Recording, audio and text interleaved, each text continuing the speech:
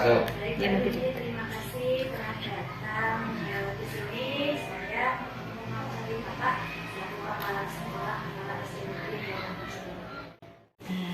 Pak Tugas memang saya Assalamualaikum warahmatullahi wabarakatuh. Waalaikumsalam warahmatullahi wabarakatuh.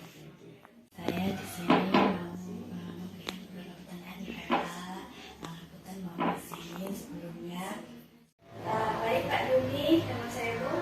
Kalau boleh tahu, Bapak sudah jadi kepala sekolah pengalamannya? Oh ya, saya jadi kepala sekolah sejak tahun 2011 sampai sekarang berarti sudah 11 tahun. Bagaimana Bapak itu dapat mengidentifikasi kasus-kasus yang berkaitan dengan etika atau pendidikan moral? Untuk mengidentifikasi kesukaan moral atau dilema etika ini memang sejak saya jadi kepala sekolah di 3 SD sering terjadi ya. Termasuk dari Pak Izin juga pernah ada kejadian hubungannya dengan anak mutasi ya. Itu kan informasi awal ini dari masyarakat bukan dari yang bersangkutan. Itu ada orang tua kesini bawa anaknya waktu anak masih kelas 4. Itu kan informasi dari masyarakat bahwa anak ini di mana-mana pernah diterima karena anak nakal dan juga untuk akademinya sangat kurang. Kami kan punya hati nurani. Ya, ini kalau di mana-mana nggak diterima, ini kasihan juga. Karena pemerintah mewajibkan anak belajar 9 tahun wajar, bahkan nanti akan 12 tahun. Jadi kami tetap menerima, tapi dengan tadi kita izin masalahnya apa saja. Pertama kita memasukkan ke anak atau wali siswa, anak, kemudian kita komunikasi dengan teman-teman guru, kita bentuk tim untuk mengidentifikasi tentang tadi, hingga nanti setelah kita ketemu identifikasi masalah-masalah, lalu kita nanti ke depan akan dibicarakan bagaimana supaya anak tersebut bisa diterima di SD kita pelayan masyarakat, sehingga nanti anak tersebut yang tadinya mungkin nakal ataupun akademiknya masih kurang, nanti di tempat SD saya yang di sini itu dapat merubah sedikit demi sedikit menjadi anak yang seperti teman-teman. Berarti untuk kasus siswa mutasi ke sekolahan ya. Itu termasuk dilema etika. Ya, dilemanya kan mau diterima, ada tantangan teman-teman dulu, ya. Dia diterima tadi masuk anak mau bagaimana?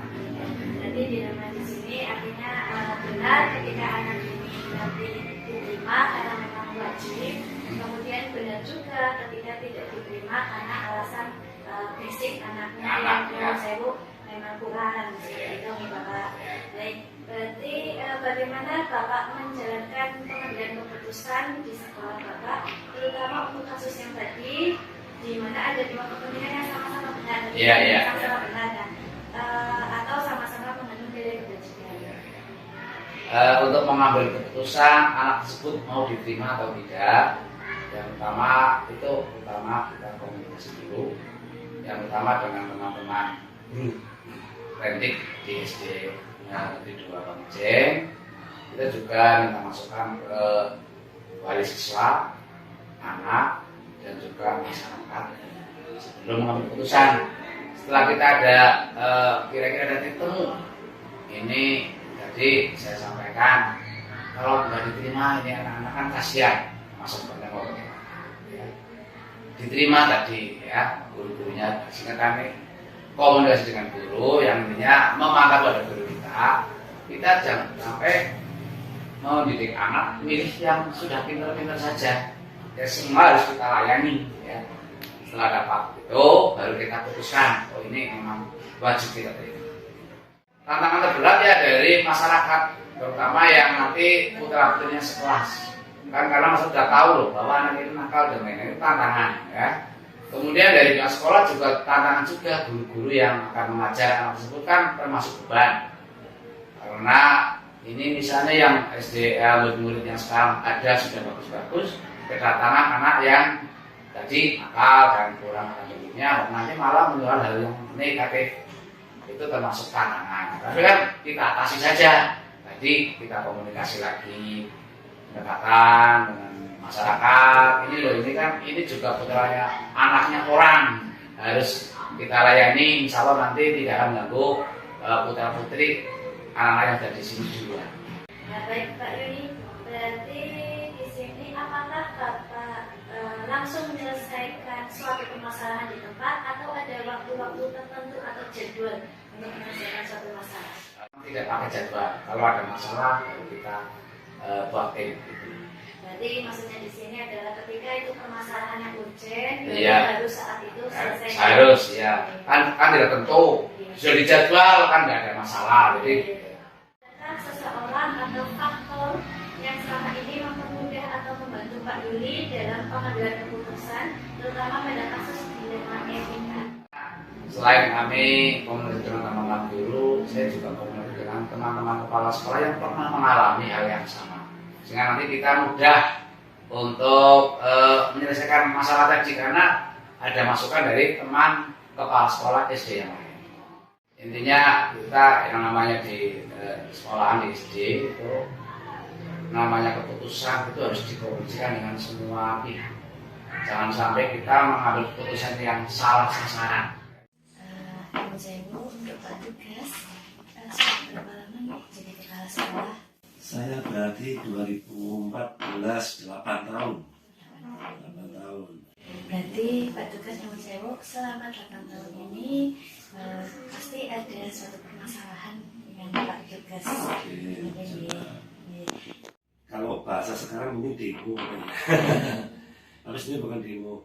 Wali siswa kepingin informasi yang lebih jelas. Mereka datang berbondong-bondong ke sekolah terkait dengan pembelajaran anaknya seperti apa, seperti ini. Ada guru yang seperti ini, bagaimana solusinya? Bagaimana Bapak menjalankan pengambilan keputusan ketika demo itu datang? Ya, pengambilan keputusannya tadi kita lihat masalahnya seperti apa.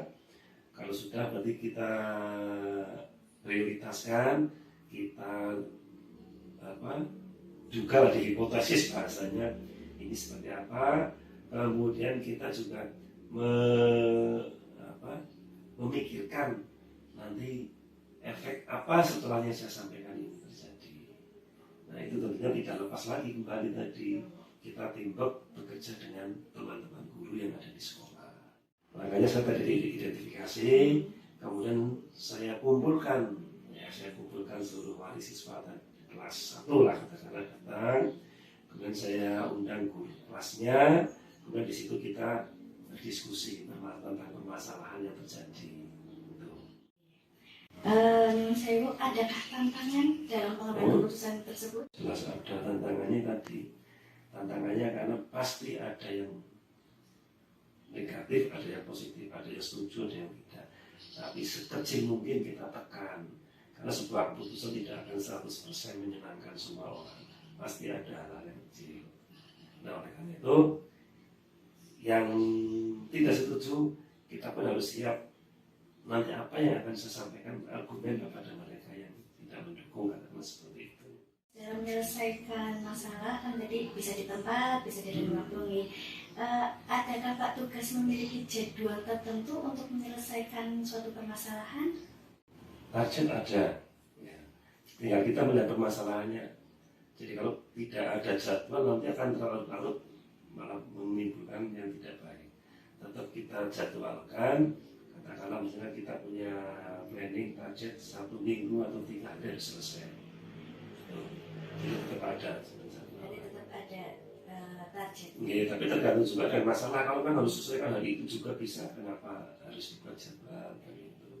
Baik Pak Tugas, dari yang tadi sudah disampaikan Pak Tugas ini, adakah orang lain atau faktor-faktor yang dapat membantu Pak Tugas dalam pengambilan keputusan? Ada jelas. Yang jelas tadi saya mencari teman yang senior, yang di atas saya sebagai bahan referensi. Bahkan mungkin saya ke tokoh masyarakat dalam ini komite untuk diminta informasi seperti apa. Kemudian juga malah bisa juga ke anak bila diperlukan. Pembelajaran apa yang dapat Pak Tugas petik dari pengalaman Pak Tugas selama mengambil keputusan selama 8 tahun jadi kepala sekolah pada saat itu? Ya tadi yang jelas kebijakan seseorang itu tidak akan bisa menyenangkan semua orang, tidak akan memaksakan semua orang, tetapi kita bisa menekan sekecil mungkin. Makanya ada istilah kalau saya itu win-win solution, separuh menang separuh. Tapi kalau saya tidak, harapannya yang dikalahkan atau yang tidak setuju, yang tidak merasa enak itu benar harus kita berikan motivasi, kita berikan argumen yang tepat sesuai kita. Jadi pengalamannya yang luar biasa itu. Jadi kita dianggap sebagai orang yang tahu segalanya, ya. Jadi kita harus belajar seperti itu. Baik Pak Tugas, terima kasih untuk wawancara hari ini. Saya bisa mengambil manfaat dari wawancara ini bahwa setiap pemimpin itu pasti punya permasalahan. Jadi tidak bisa menyenangkan semua orang itu Pak. Jelas. 1-2 pasti ada. Jangan, kita tidak boleh takabur sombong. Saya yang paling pintar, kalau tidak ada saya tidak. Semuanya adalah teamwork. Di teamwork pasti jelas ada, karena kita eranya demokrasi, ada yang tidak seperti ada seperti itu hal ini. Terima kasih Pak Yuni atas waktunya. Banyak sekali pembelajaran dari hasil kita untuk wawancara hari ini. Semoga saya bisa meniru Pak Yuni dalam memimpin suatu pembelajaran di dalam edukasi. Pak Yuni, terima kasih atas waktunya. Baik, terima kasih untuk hari ini. Mohon maaf jika ada kekurangan dalam wawancara hari ini, Pak Tugas.